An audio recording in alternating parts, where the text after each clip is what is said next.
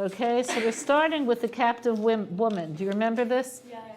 What question do you have? You should have a lot of questions here. Does she have any negative consequences when it comes to her getting married? Will anyone at the community think anything of her? She's not Jewish. This is a non-Jewish captive. Sorry. So if she doesn't marry him, she goes back to her own people and whatever. Would she have to convert? Yes, she would have to convert to marry him, and she would be treated like any other wife. But all of the ketubah, all of the rights that a wife has, she would have. But yeah, we used to have a more basic question. Yeah. Why are concubines okay at all? Like status less than wife, but still baby make machine.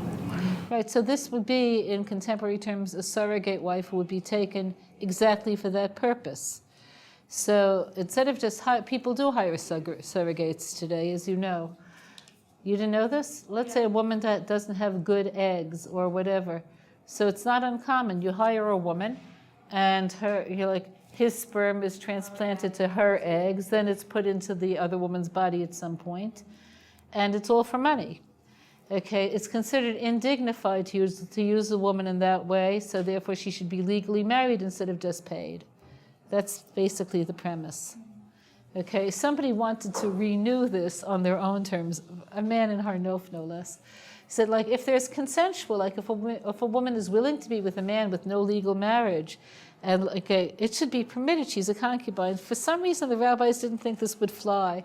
Okay, but that basically is it. It's to give some dignity to a surrogate. Okay, clear? More questions on this woman? You all think it's okay to take a woman captive? Okay, so you're supposed to ask questions. Yeah, well, she's made to look disgusting. So if at the end of the day he still wants her, then that's because he actually likes her. Whereas, Probably, yeah. if he was disgusted by her for the fourth day, then he just wanted her physically. Right. But that's such cruel treatment to impose upon someone. So the premise is, and I want you to hear this premise, and it could lead to a long discussion. There's no such thing as a mitzvah you can't keep. Telling men in war to treat the captive women like ladies is not going to happen. In all societies, rape has always been part of war. This is here to prevent rape. You understand this? It's a given. A man is not going to treat this woman as a woman might be treated.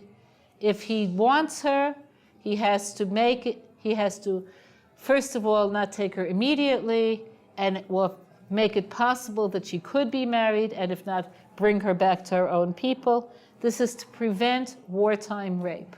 This is clear? And it's effective. But the main thing you learn for you is that there's no such thing that's a mitzvah that's impossible to keep. Okay, clear? But I don't think it's impossible to not rape her. It would be, I was going to say, women see this as something that's easier, men see it differently.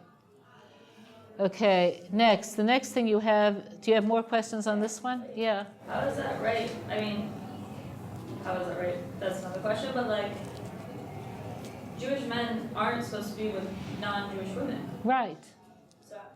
So he could only be with her if after 30 days she's willing to convert and marry him. Convert is part of the process. Convert is part of the process, absolutely. Okay. No, there's something still why can't you take a male slave? Can you take a male slave? Yeah, you could take a male slave and you can kill him.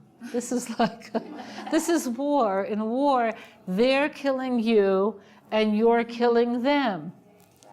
Okay, so arm-bearing men, you don't have to take as slaves. You could, okay, the word they use for it in contemporary warfare is neutralize. Okay, clear? Which is war is war. War isn't nice. Okay, clear? Okay, now we learned last Parshat, in case you recall it, that there's always an obligation to offer peace terms rather than fight. Okay, that's always an obligation. So whenever you fight, it's against people who refuse peace terms. So this is the assumption, as it says in last week's Parsha. Don't have mercy on them, they're not going to have mercy on you.